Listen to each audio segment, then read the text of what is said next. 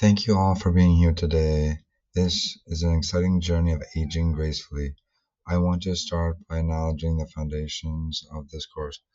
A lot of this material is inspired by Outlive, the Science and Art of Longevity by Peter Attia, as well as his podcast, The Drive. Dr. P- Dr. Peter Attia is a physician and longevity expert who has dedicated his career to understanding the science of aging. His work goes beyond just extending our years on this planet. It's about enhancing what we call our health span. That means staying active and healthy for as many years as possible. His research dives into areas of exercise, nutrition, sleep, and mental well-being, and how these elements work together to help us age more successfully. Now, as a physical therapist, I have seen the wide range of experiences people have had as they age. Some seem to glide effortlessly in their later years, while others struggle. This variability piqued my curiosity. Was it just luck, or were there specific habits and choices that made a difference? Over time, I started to see patterns. People who stay engaged in the community, who spend time with their friends, who generally have fun, tend to live longer and healthier lives. And here's the key: it's not always about following the strict gym regimen. People who maintain their social connections, who laugh, and move in ways they enjoy often do better than those who focus solely on a rigid exercise routine. My interest in aging well grew even more as I read Outlive, and then reread it, and read it again and took notes. It brought me so much clarity to what I've been seeing in my patients. Like I said, I've read it several times, took notes, highlighted important sections, and even made handouts for my patients in the physical therapy clinic. Outlive focuses on four key areas: exercise, nutrition, sleep, and mental well being. And they all fit perfectly with what I've observed in my practice. This course is a blend of Peter Attia's work and my personal experience, designed to give you practical tools to age well and gracefully. We'll be discussing these concepts in depth as we go along, and I'm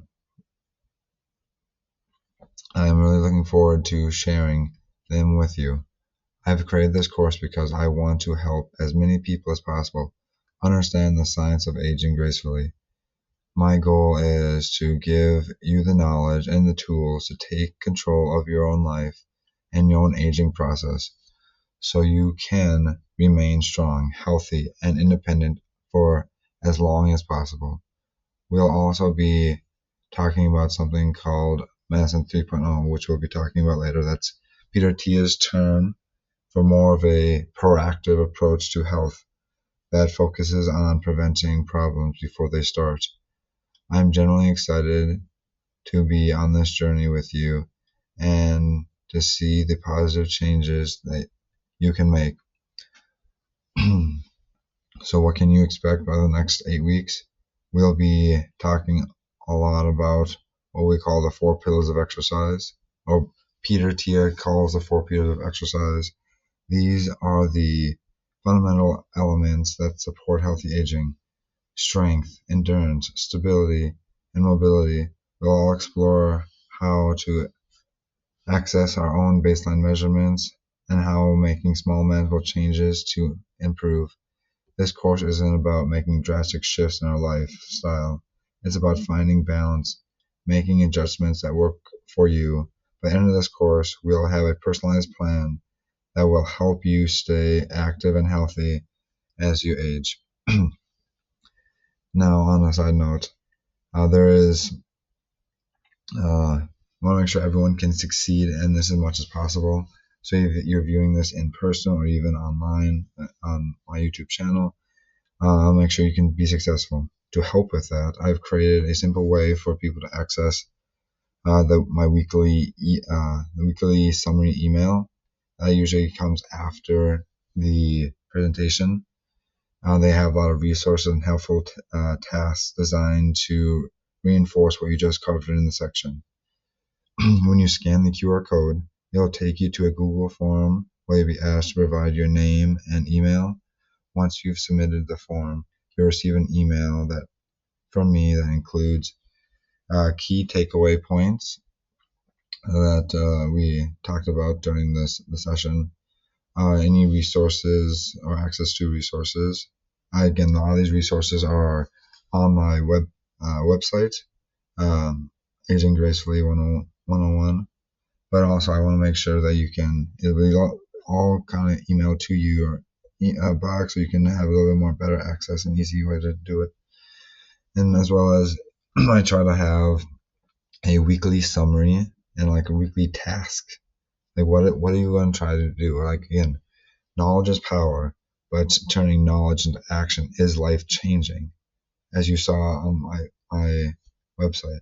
So we'll try and take what we learned and apply it to our life, because that's what's truly going to help us make that behavioral change.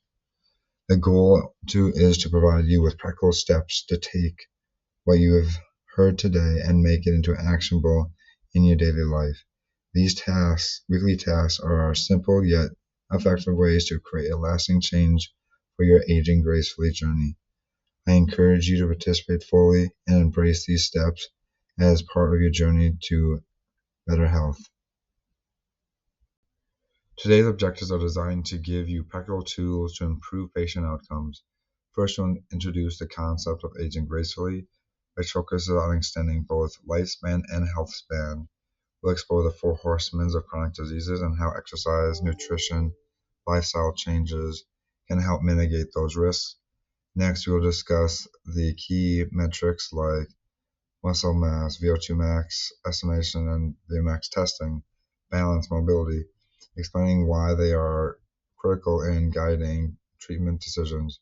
From there, we'll outline practical strategies for integrating strength, aerobic, and stability training into the physical therapy to help patients maintain independence. Finally, I'll provide you some strategies and worksheets to ensure that the patients can stay committed to a healthy, lifelong habits. So let's begin. So let's finally dive in what actually aging gracefully truly means. It is more than just staying active and doing a few exercises. It's creating a clear, intentional plan of thriving in your later years. Think of it as a strategic roadmap. Imagine this. You make a list of all your activities you want to do effortlessly in the last decade of your life. These are the activities that will define your independence, vitality, and well-being. It could be walking your dog, playing with your grandchildren, or even taking care of yourself. So these last 10 years of life, Attia calls the marginal decade. And why is it important? No one knows when we're going to enter this, so we have to truly live life and very attentional, because life's unpredictable. We can't control everything, but we can try to put the likelihood of us being healthy in our favor by doing this very active and intentional training program. Instead of training for a marathon, you can be training for your last 10 years of your life in one of those activities. This is a very proactive mindset that helps you stay independent, healthy, and capable as long as we can. So one of the first realities everyone has is the marginal decade. That is the last 10 years on this earth. So if we train for the last 10 years of your life to be exceptional, you're still able to get off the ground. You're still able to do a set of stairs. You're still able to lift 30 pounds over your head, so you can still fly on the airplane and do a check bag. That is exactly what we want to try to do. So we have to be very structured on how we approach this. So rather than viewing aging as something we dread, we can see it as an opportunity. The opportunity to prepare for now and invest in yourself. Invest in your future now. And this is the Aging Gracefully method. So, what is the difference between health span? Everyone wants to live as long as possible, but who wants to live long if they're not going to have the independence, they're not able to move and do the activities they want to do? That is where health span comes in. So health span is what is the quality of which you're living those years.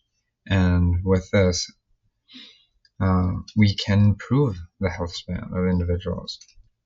Let's look at this graph. This graph kind of goes through the traditional lifespan of individuals. So as you can see, this they kind of stay together, but then they separate in their probably midlife region.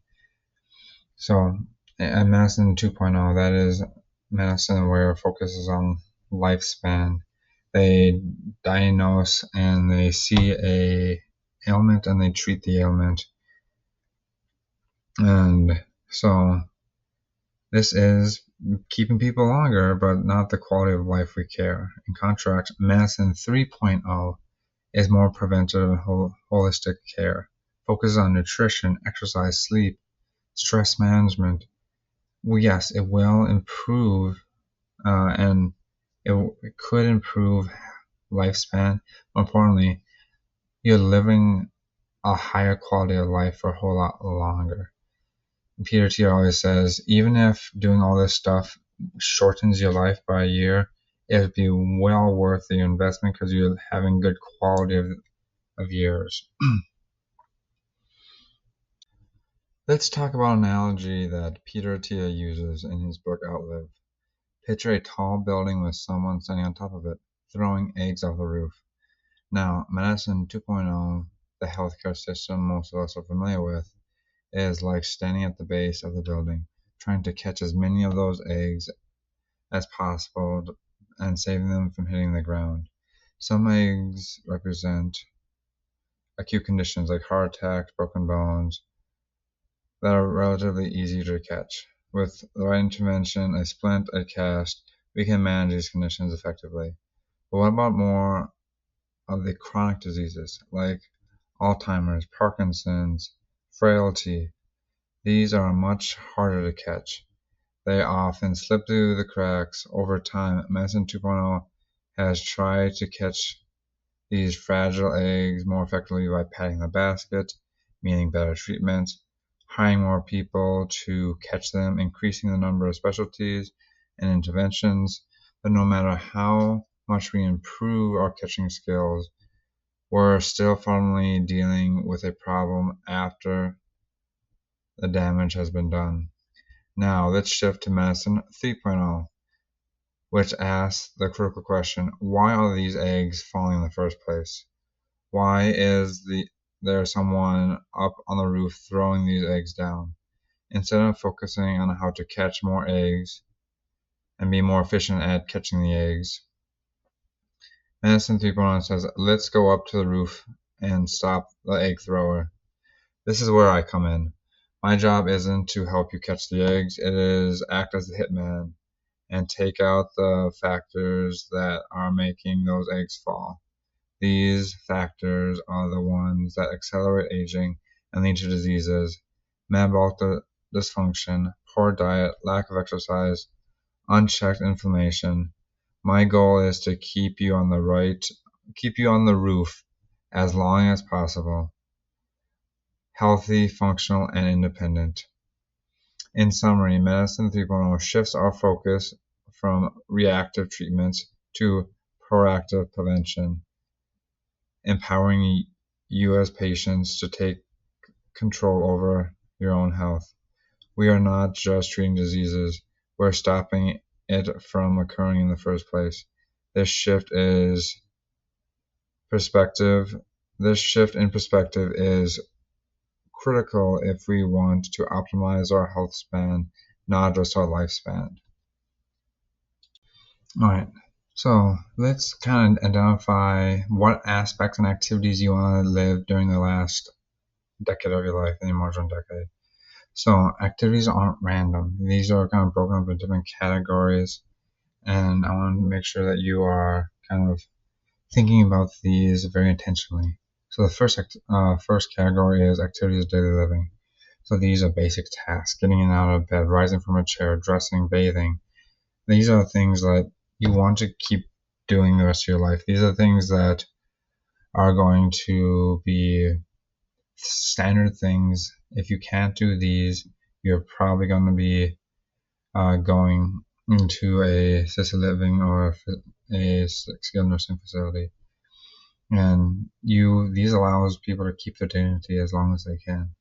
Next is a functional mobility. These tasks are one step further.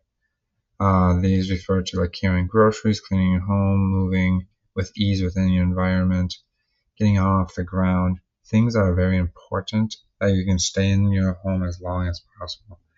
And we want to make sure we are improving these abilities.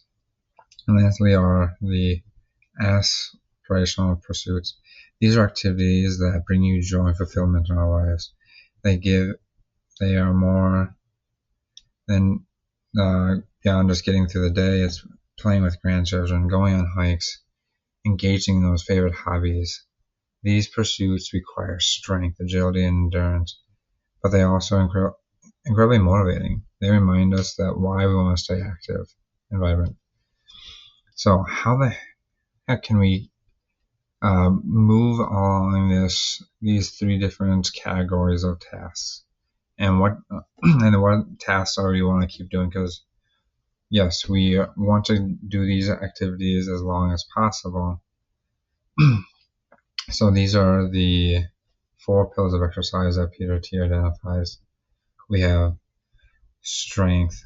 Unfortunately, we naturally just lose muscle mass and strength, so that's we need to train the muscles with lifting, carrying. Next is going to be mobility, stability. So mobility ensures that we can move without stiffness, and stability gives us control and balance and allows us to use that strength in a very controlled way and help us avoid falling. Then lastly, we have the cardiovascular aspects. We have aerobic capacity. That is the ability to sustain our energy and activity throughout the day, going on walks, playing with grandchildren, and we're not going to fatigue easily. Lastly, the anaerobic, or the most powerful you can produce energy. Quick bursts of energy, like catching up to a child, getting off the ground quickly, sprinting. Focusing on these 4 pillars builds the solid foundation and maintaining physical capabilities that we need and allow us to age gracefully, ensuring that we can continue to perform these activities for as long as possible. Now let's revisit the lifespan versus health span concept. Think about the ADLs as we talked about earlier. How many of us can manage with 2.0? But that's just often just barely enough. You never know when you might hit a point in your life where these essential activities become difficult. Instead of with the proactive 3.0 approach, we can push the threshold much higher. This way, not only we can maintain our ADLs, but we also can preserve those meaningful pursuits that bring you joy. These activities that shape your identity. Too often, many people assume that they must give up these pursuits as they age, but by committing to a lifelong exercise and healthy habits, we can help patients extend their health span, preserving both independence and the activities that they love. This figure shows 2 aging trajectories. The jagged line represents a person who experienced repeated injuries, ankles, but that results from like core weakness, foot weakness, type of muscle imbalances that can be prevented. And then that leads to further bigger injuries that knock them out of their normal activities, and then results in a major surgery, falls, and their demise. In contrast, this smooth line represents someone who focuses on injury prevention. They stay in the game longer with fewer interruptions, maintaining a higher function well into their older age. Injury prevention is proactive. It is not just fixing problems, but building a roll cage, per se, of strong muscles around vulnerable joints like the hips, shoulders, and spine to absorb daily stresses. And don't forget about the feet. They are the foundation of our body that connects us to this earth. If they don't maintain our strength and mobility, the whole body is compromised and risk of injury increases. So stay tuned for week 7 because we dive deep into the foot health. So there are more specific exercises on this. Bottom line, stay injury free, lets you train uninterrupted, and keeps you feeling the best possible for as long as possible, hence improving your health span. The 4 pillars of exercise are the foundation of a well-rounded approach to aging gracefully. So let's break these pillars down so we can understand them a little bit more. First, strength is crucial because as we age, we naturally lose muscle mass. Without intervention, this can lead to loss of independence, increased risk for falls. When we perform strength exercises like squats, lunges, or even various lifting weights, we help keep our muscle mass as long as possible and allows us to get out of a chair lifting groceries. It also boosts our metabolic health, helps us manage weight, and just physically looks more appealing. Next is mobility and stability. These two work hand in hand to move with freedom and confidence. Mobility refers to how well we move throughout our joints through the full range of motion, while stability refers to the ability to control these movements. Therefore, they help us avoid stiffness, reduce pain, maintain balance. By incorporating exercises that improve flexibility and coordination, we can maintain the ability to walk, reach, and safely live in our environment, and reducing the risk of falls and other injuries. The third pillar is aerobic capacity, which we target through zone 2 training. This refers to exercising at a low to moderate intensity that primarily uses fat for energy. These activities like walking, swimming, cycling, brisk walking fall into this category. Zone 2 refers to improve our heart and lung function, making it easier to sustain longer activities without becoming fatigued. It is essential for building stamina and maintaining the energy we need to enjoy life's activities. Lastly, anaerobic output, or VO2 max, or zone 5 training. This pillar focuses on explosive power and speed. We need these solutions to require a rapid response or sudden burst of energy, sprinting, or more importantly, like when you're going to fall, can we catch ourselves when we're falling? This kind of training ensures that we can react quickly and effectively when we need to. By strengthening these pillars, we can train arrangement supports our body's ability to perform essential tasks, maintain independence, and continue enjoying these activities we love as we age. So let's talk about the realities of aging. Unfortunately, as we get older, we all experience declines in several areas: muscle mass, bone density, metabolic function, cognitive abilities. These changes are natural, but they can be significantly impacted by the quality of life and if left unaddressed. So let's look at muscle mass and strength. Research shows that adults over the age of 50 lose about 1 to 2% of their muscle mass every year. This may not seem like a lot at first, but that compounding effect over and over again, and then by the age of 50, we've accumulated lost 50% of all your muscle mass.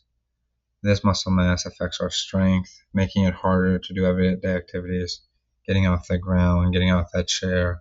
We can slow or even reverse muscle mass loss by incorporating strength training. Next is bone density. After menopause, women particularly are at risk for losing a significant amount of bone density, increase the risk of fractures and osteoporosis. However, weight-bearing activities, walking, dancing, resistance training. Resistance training is the hugest thing you can do to help preserve bone health, combined with proper calcium nutrition with calcium and vitamin D intake can slow the decline of bone density and reduce the risk of injuries. Next, we have metabolic changes. Unfortunately, as we get older, our rates of and risk of developing type 2 diabetes increase dramatically. Regular exercise helps improve insulin sensitivity, and when combined with strength training, can even manage our body's composition, reduce the risk of metabolic disorders. Eating a balanced diet enriched in whole foods is critical for maintaining metabolic health. In addition, these physical changes, there are cognitive changes that can be considered, such as loss in memory, slowing processing speed is very common and increases the risk of Alzheimer's disease. However, physical exercise, particularly aerobic exercises, that zone 2 and zone 5 training we talked about, have been shown to improve brain health by promoting blood flow and reducing inflammation in the brain. Finally, adapting this proactive approach to healthcare known as Medicine 3.0, we can help us stay ahead of these age-related diseases, reduce the likelihood of occurring them in the first place by having a focused and personalized strategy to address the root cause before they become any major problem. Focusing on brain health is just one piece of the puzzle. Exercise plays a pivotal role in combating other leading causes of death, the four horsemen, as Peter Attia likes to describe these four chronic diseases. Let's dive into how staying active can protect us against these major threats. As we age, many of us face the increased risk of chronic diseases that can significantly impact our quality of life. These diseases can be referred to as the four horsemen, including cardiovascular disease, neurodegenerative diseases, cancers, and metabolic disease. Together, they represent the most common causes of premature death and are the major focuses of modern healthcare. However, the good news is that we have a powerful tool at our disposal to combat these diseases: exercise.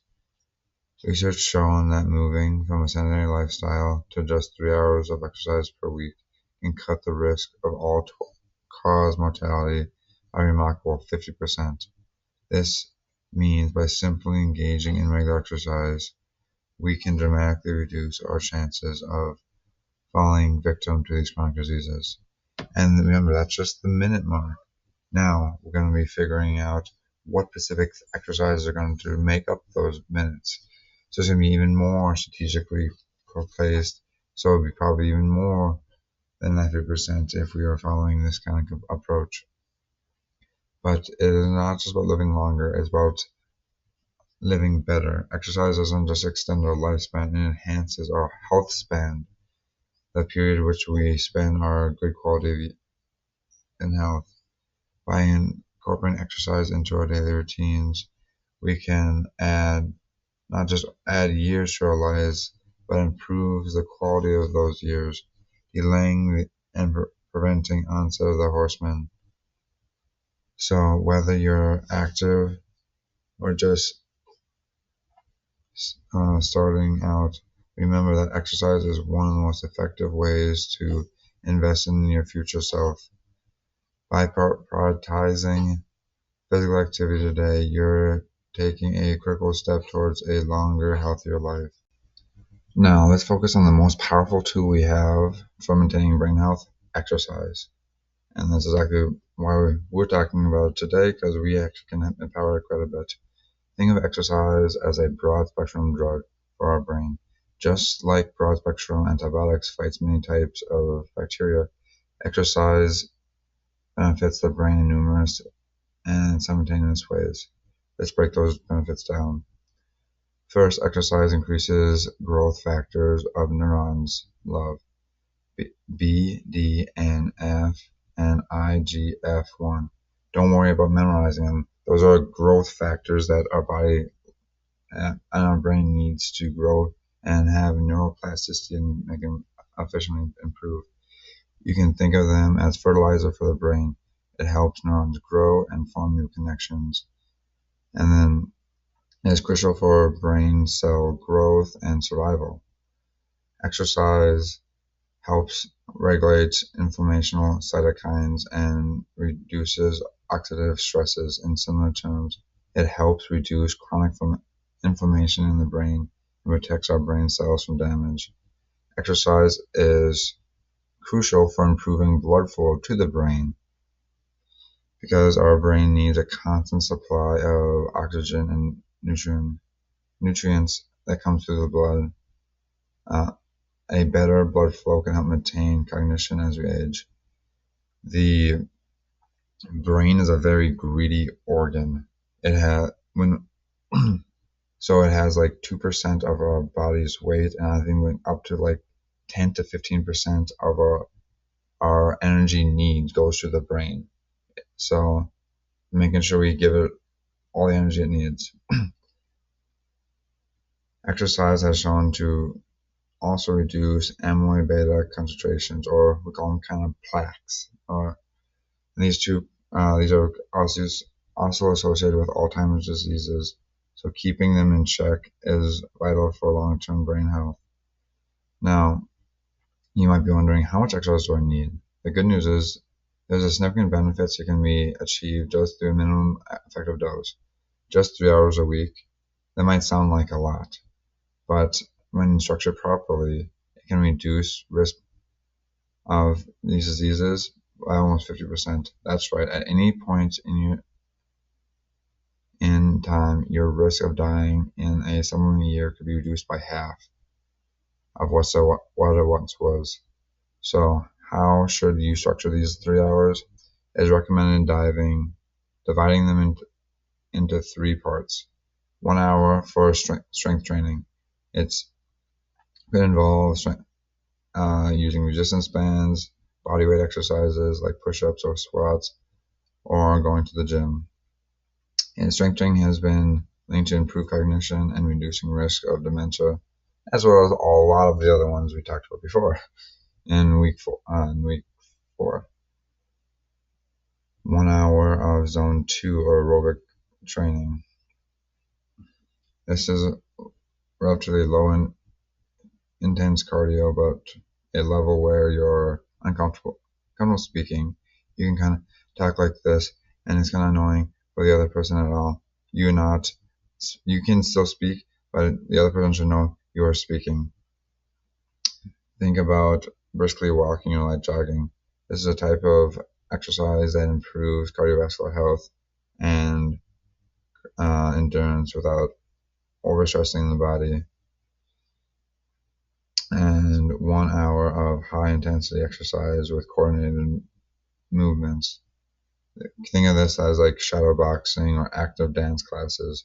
The key is the combination of intensity and coordination, challenging both your body and your brain. The diversity of the routine is critical. Each type of exercise contributes differently to your overall health and cognition.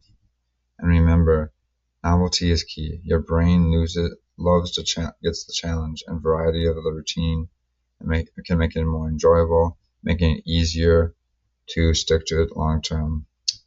While this 3 hour minimum can yield significant benefits, you can always encourage doing more if you can.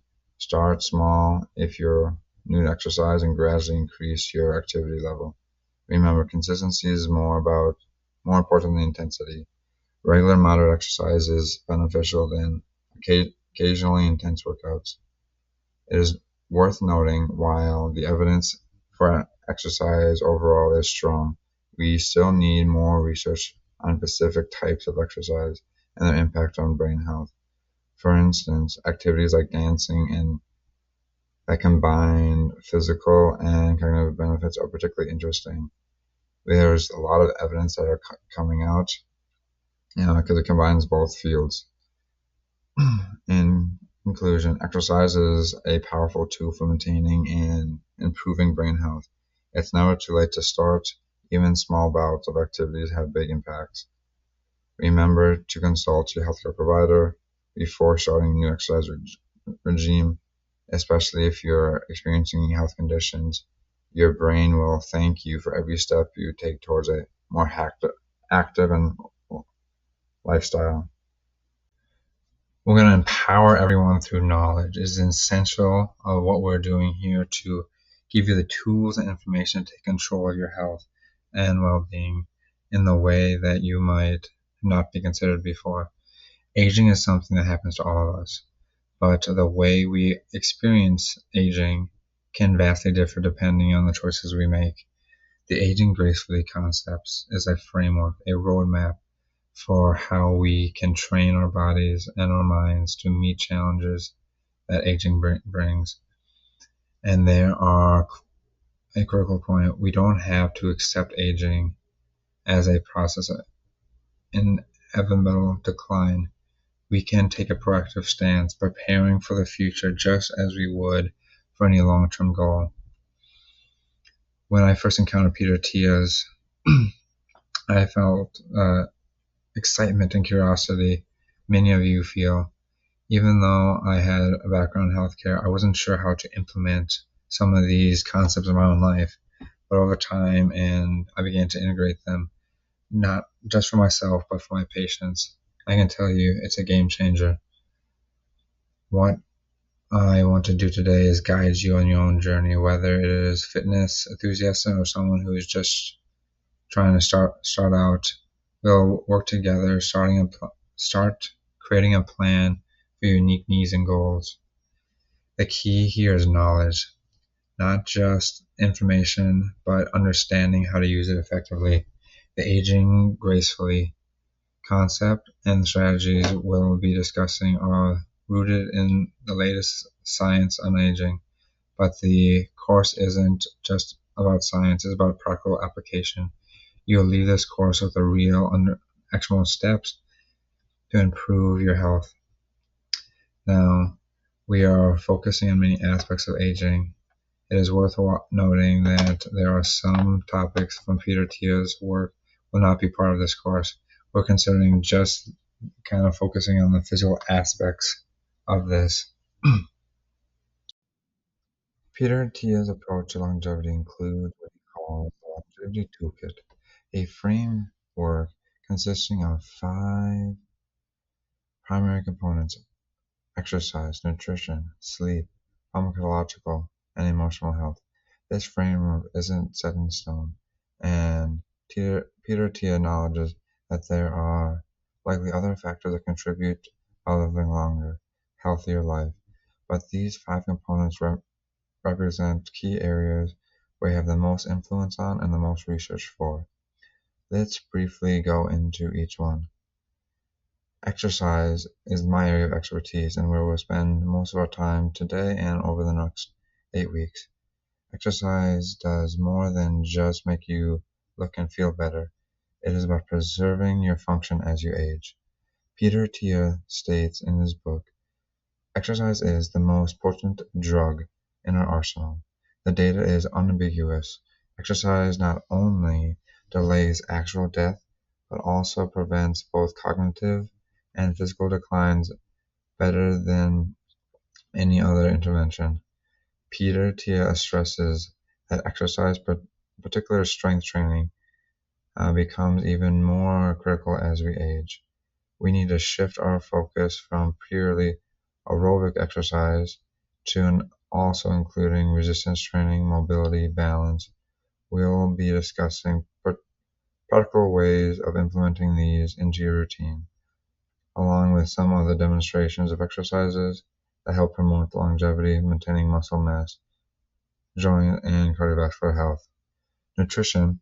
Proper nutrition is a foundation for longevity, but there's no one size fits all.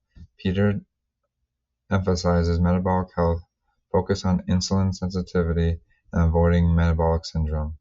as well as ensuring adequate protein intake, especially as we age. Why protein? Because muscle mass declines as we age, and without proper dietary support, it is nearly impossible to maintain muscle health. For these interested in more detailed guidance, I'm happy to connect you with trusted resources as well as going through his resources as well. He has a lot on online.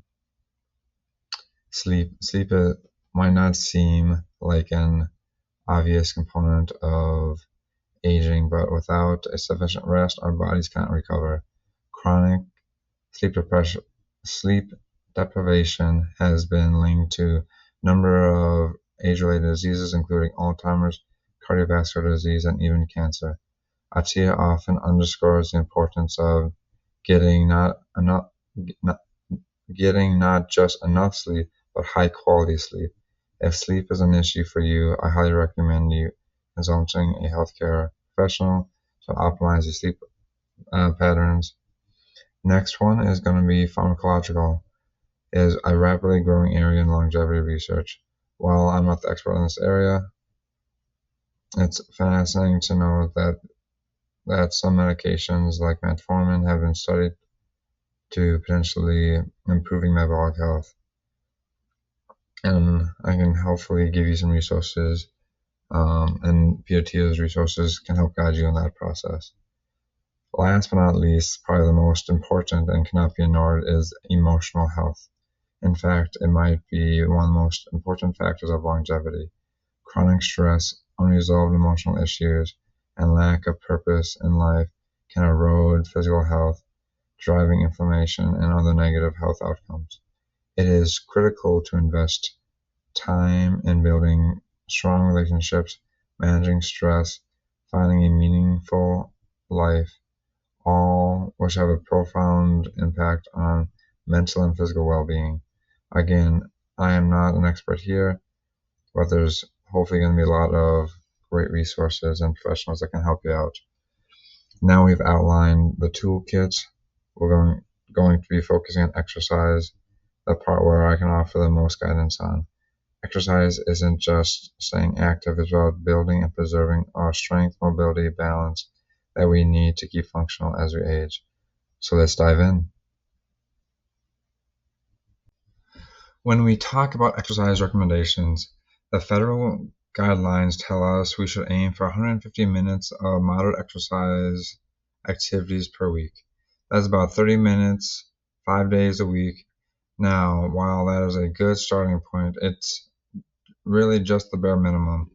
As Peter Attia points out in the interview with Outsiders Magazines, the issue of this recommendation is that it doesn't really give us a clear picture of what is the most important when it comes to long-term health and longevity. Instead of simply telling people how much time they should be spending exercising, Attia argues that we should be focusing on specific health metrics. They actually matter for longevity. For example, we should be asking, how high is your VO2 max, which reflects your cardiovascular fitness? How much muscle mass do you have? And is it enough to maintain your function as we age? How about strength metrics? Are you strong enough to avoid the physical decline that often occurs with aging? These metrics matter far more than just a time quota. And the reality is most doctors aren't talking about this. Instead, they're following the guidelines that focus on time spent exercising rather than what we're actually achieving through that exercise. So, why do baseline measurements matter? Simply put, they essentially are charting your starting point. Without them, it's difficult to measure progress or identify what's working and what needs improvement. Let's start by cognition. Research highlights the importance of cognition in falls prevention. Research found higher levels of executive functioning helps us better multitask for balance, reducing the risk for falls. We'll use tools like the trail making test or the Montreal Cognition Assessment, MoCA, to assess cognition. Each test gives us valuable information on how well your brain processes information and managing tasks. Moving on to cardiovascular, this area reflects how well your heart and lungs are performing together. Metrics like your resting heart rate, your VO2 max estimation gives a snapshot on your overall cardiovascular fitness. Next, we have strength, which is assessing your key muscle groups. Maintaining strength as you age is vital for independence and falls prevention. For instance, leg strength is closely tied to the ability to stay balanced and prevent falls. Lastly, stability and mobility play a huge role in functional movement. We'll evaluate how well your body maintains balance and flexibility, skills that work in conjunction with cognition function to keep you upright and agile. Remember, today is all about gathering information to help us build that personalized goal and personalized plan for you. These assessments are the first step in empowering you to take control of your health. Let's get started and dive into each category so we can better understand where we are about to set forth and put you on the path for aging gracefully. This is going to be baseline measurements to understand your starting point. The journey of aging gracefully begins with knowing your current health status across various domains. On this slide, you'll see key baseline measurements we use. We look at cognition through the MoCA and the trail making test. You perceive your health surveys versus the COPM and SF12. We assess essential vitals like BMM, waist circumference, body composition with DEXA scans to get your muscle, fat, and bone health. We measure your cardiovascular fitness by using VO2 max estimation tests, fundamental strengths, and mobility and flexibility. These tests help us identify areas of strengths and those that could benefit from targeted strategies, forming the foundation of your personalized plan. Today we're discussing the FROG Senior Fitness Test. It is a comprehensive assessment tool that helps us understand and track physical fitness in older adults. This isn't your typical fitness test. It is specifically designed to evaluate your kinds of strength and mobility you need for everyday life. Think about your daily routine, getting up from a chair, reaching items in your kitchen cabinets, or hurrying to enter the door.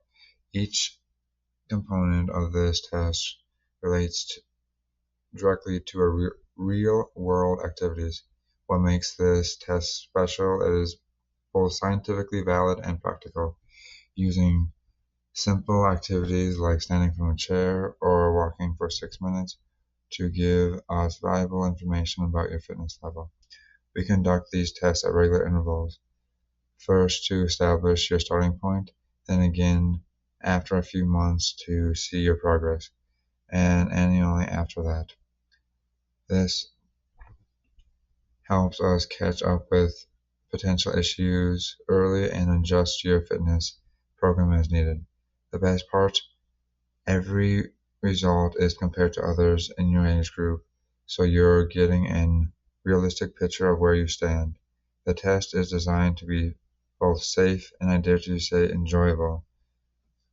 We use familiar movements that we do every day, just in a more structured way. This isn't about competing with others, it's about understanding your own fitness level and tracking your own progress over time. By understanding key areas of fitness, we can together maintain your independence and quality of life, ensuring you can continue doing the activities you love with confidence. Some questions you might get: is it safe? Yes. Use everyday movements with modifications if available. What if I can't do something? Alternative tests are available, so just let me know. How long does it take? It can take about 30 to 45 minutes depending on how familiar you are with the test. Do you need any special equipment? You do not. Just a chair and a stopwatch. And a measuring device like a tape measure. So we just spent a lot of time on testing of VO2 max, but why is it so important? In simple terms, VO2 max is the max rate of oxygen consumption your body can handle during exercise. It is a direct reflection on how well your heart, lungs, and muscles work all together. Keep you moving beyond its role of fitness. VO2 max is a powerful indicator of overall health. And a higher VO2 max means you have a lower risks for developing chronic diseases and lower risk of mortality over time. Let's look at the charts. Why Exercise has a wonderful website, and they kind of have great figures of having your different age categories, and has different categories of where you fall within that. And from there, it allows you to figure out if you are in the poor versus all the way in the highest and elite levels of it. And this is where we talked about trying to aim for your being in that superior category, and then trying to go for 1 or 2 decades below where your actual age is. So, as lastly, don't forget to check out Rob Carl. He's a PT, and he's the one that made this images, and I shared the video with him during our first session of Why Exercise. He is a PT doing the same message, trying to promote healthy living and aging gracefully through exercise. He has great resources, so please check him out. He is more than willing to help you guys out, and there's lots of videos along the way to help you understand. These last few slides are something that we cannot measure, and it does require specific equipment to do, but I think it's very valuable that I discuss it, even though I can't measure it. It's going to be talking about the DEXA scan. This is a tool that is becoming increasingly important in health and longevity discussions. It's something that Peter Attia dives into a lot in episode 227 in his Drive podcast.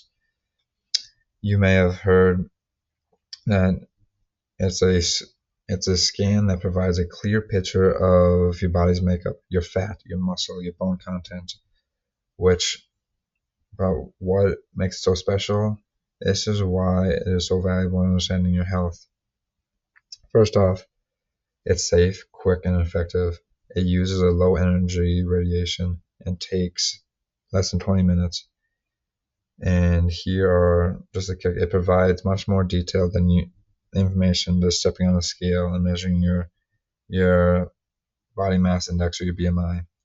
A DEXA scan shows your body fat percentage, which gives you a better idea of what your weight is really made out of. For example, it measures your visceral adipose tissue, your VAT, the fat around your organs. Too much of this fat can increase your risk of serious health problems like diabetes and heart disease. It also looks at your bone mineral density, BMD, which is a key for tracking bone health, especially preventing or managing osteoporosis. Lastly, it measures muscle mass using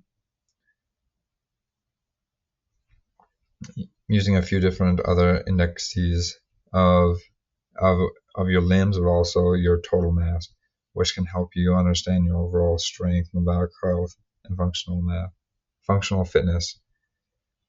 Now, how can we make the most of the results? Getting a DEXA scan once a year is more than plenty to help track progress and help us address concerns as they arise.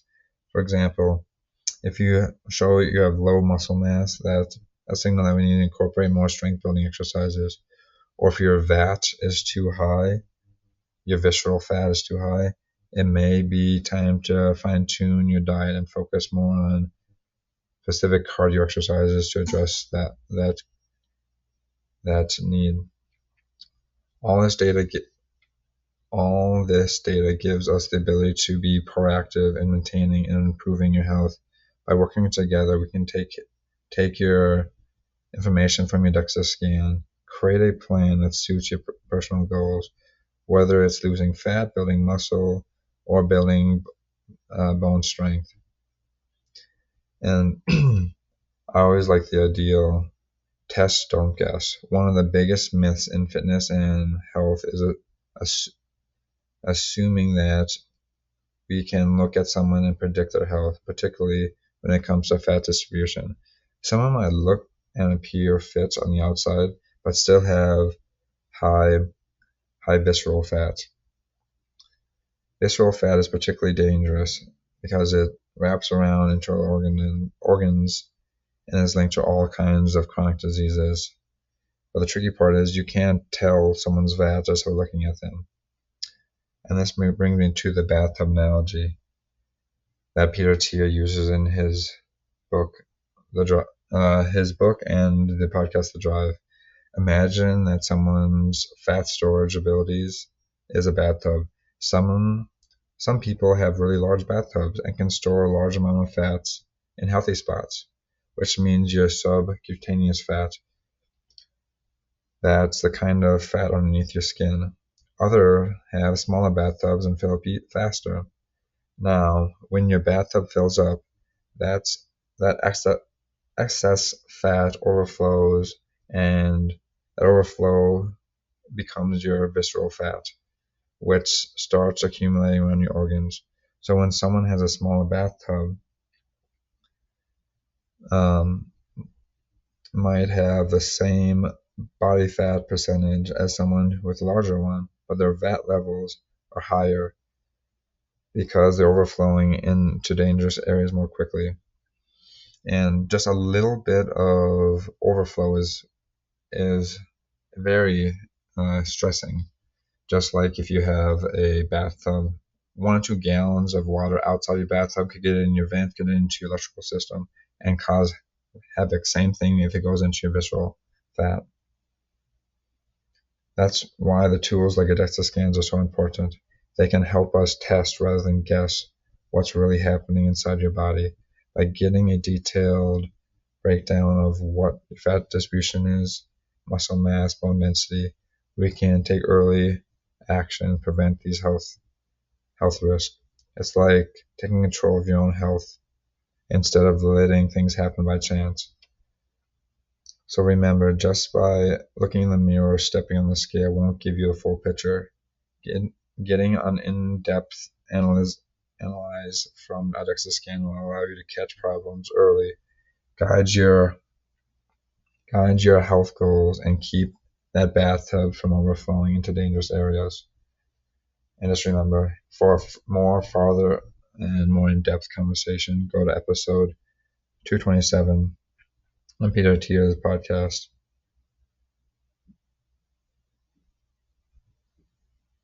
Now, think about exercise like saving for retirement. The more you put in now, the higher your VO2 max, the greater your muscle mass, the denser your bones, the better off you will be later in life. It is like building up your reserve of physical wealth. Just like with financial investments, the earlier and more consistent you are contributing to it, the bigger the payoff you will need. The bigger the payoff when you need it the most. The takeaway here is simple.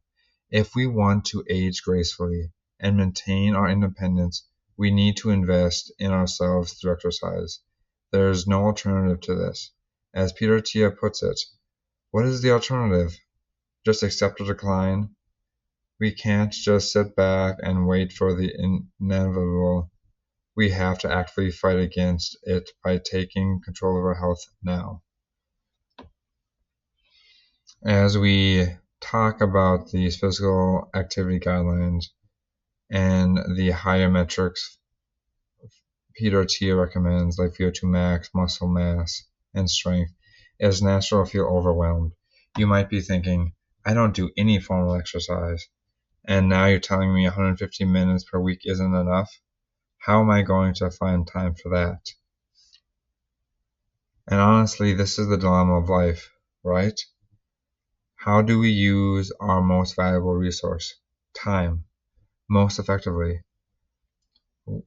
We all have busy lives, and for many of us, adding more exercise feels like a daunting task, especially when it feels like we're already juggling so much. But here's what I want you to remember. You do not have to do it all at once. Everyone is starting from a different place, and that's completely okay. The goal isn't to jump straight into 150 minutes per week every week. The goal is take that first step, whatever that looks like for you. Whenever you are starting from zero, you're already active, whether you're starting from zero or already active and looking to improve specific health metrics like muscle mass, cardiovascular fitness, there's a path forward for you. And that's where I come in to help you navigate this journey without feeling overwhelmed. So don't get distracted and discouraged by the ideal 150 minutes isn't enough. The next slide, we're going to address how we can take small changes and small manageable steps forward for better health. Remember, this is about making meaningful changes over time, not doing everything all at once. So we are focusing on the actual steps. It is not just to know the principles, but we have to take the first tangible step. Is what we are all here about, is turning knowledge into action. So first and foremost, your homework is to create your list. Create your list of 50 things you want to do that in your last decade of your life. Try to pick 10 of them, and try not to focus on just getting out of bed. Focus on some of those more motivational aspects that you want to kind of be focusing on. And then we're going to use something called backcasting. Peter Attia uses it to kind of pick your goal and then kind of work backwards from it. So picture yourself at 100 years old. You want to move with ease and you want to try to get off the ground. So how are you going to, or let's say you're playing with grandchildren. So first and foremost, you have to be able to get on off the ground. And it's going to sound very easy when you're 50, but when you're 70s and 80s, it's going to be harder. So you have to kind of think about what specific things you have to keep having your hips mobile, and having a measuring stick along the way. Next, we'll talk about realistic and personal goals. This is all about you, your lifestyle, your abilities, your aspirations. Everyone's activities list are going to look different, and that's the beauty of it. There's no one size fits all. This is a customizing healthcare, customizing your life and your own roadmap. So let's take this a little bit more in depth. So trying to figure out your end goal, you'd be able to transfer items in and out of your car and get into your house. So the backcasting requires leg strength. So let's say the bag is going to be 40 pounds. So you're going to have a leg strength of 50 pounds. You probably have to arm strength probably for 20 pounds in each arm. You're going to probably have to ability to walk with it and have core strength, mobility. You have to navigate the doorway, go up the stairs. So then you have to have the balancing requirements to perform all these, and potentially having to navigate doors. So this is what you have to do when you're 90, 100 years old. So you have to think about your leg strength. You have to lift up, let's say, double that for your leg and your arms when you're in the 60s, and then even more than that when you're in the 40s. So let's say kind of incremental steps where you have to kind of go through, and you're gonna have to have targets and goals. Like, all right, every year I'm going to be doing my baseline measurements. Am I meeting these requirements? If not, you have to change your plan. This is a picture of my website where you can find all the homework sections. So I usually create a task for the participant to do to help reinforce the learning of that texture. So like we said that during that uh, the actionable step during that last slide, there's that PDF that you would find building your personal roadmap, and then there's actually a video describing how to fill it out as well. So I created this to help people reinforce that learning because sometimes it can go in one ear and not the other. But if they're doing an actionable task afterwards to help reinforce it, it'll hopefully turn this knowledge into action, and this action will be life changing. So hopefully you guys can use this resource. I've created this resource before I knew there was the level 4 grade 4 reading level. So I believe most of them should still be pertinent, but that's something that I'll have to look into more. Today I want to introduce you to an extensive resource offered by the Safe Communities, a coalition dedicated to creating a safer environment and enhance community wellness. Their programs span fall prevention, drug harm reduction, peer support, suicide prevention, traffic safety, all critical areas of aging gracefully.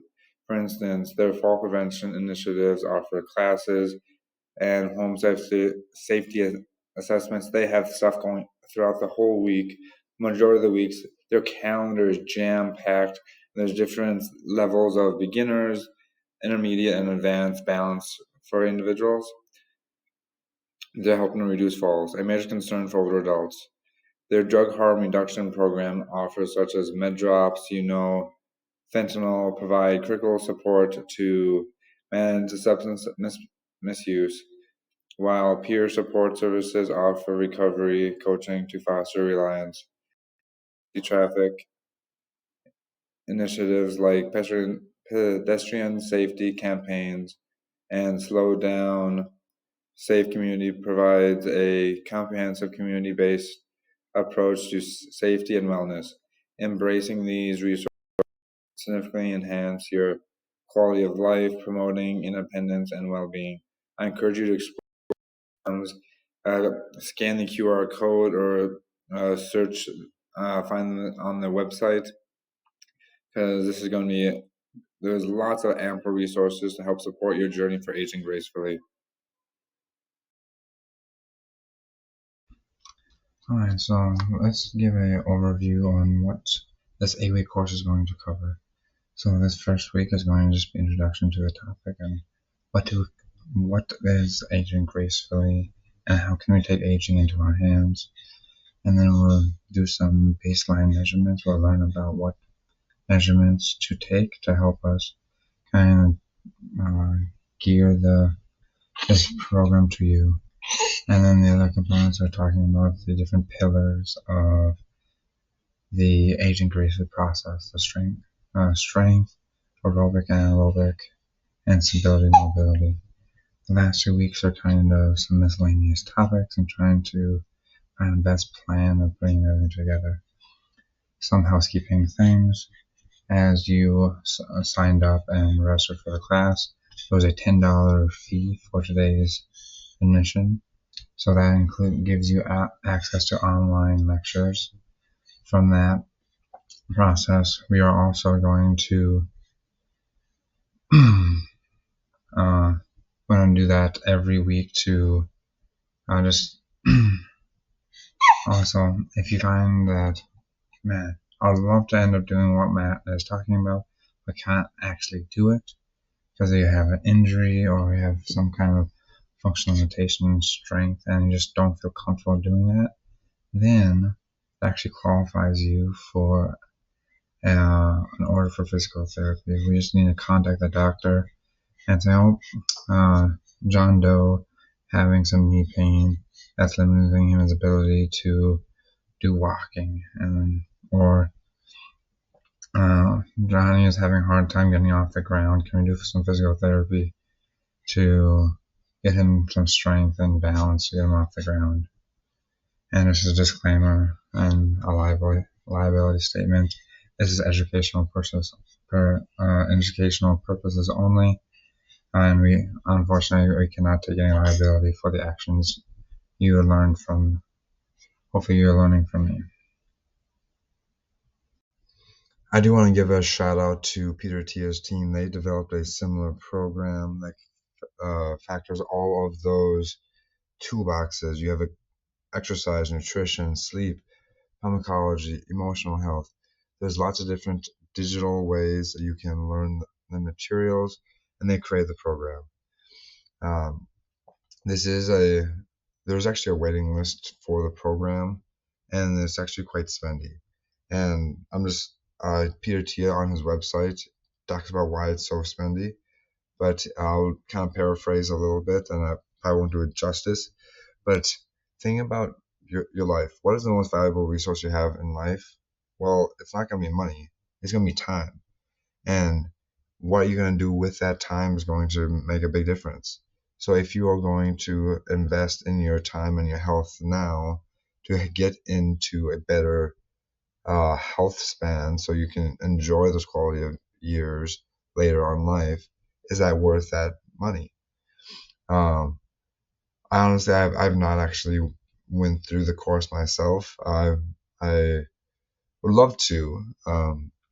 That if you have that money at your disposal and you want to see what it is like to have Peter Attia kind of walk through it on this digital platform, you feel free can.